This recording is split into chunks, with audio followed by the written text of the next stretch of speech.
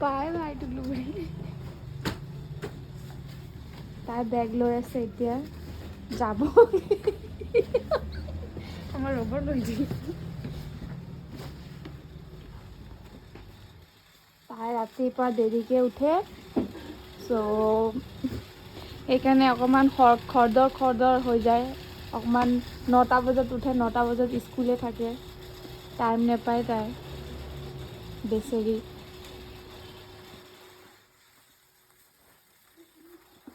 এইটো বেগ ল'লে এতিয়া তাই পাৰ্চ গৈছে 8:45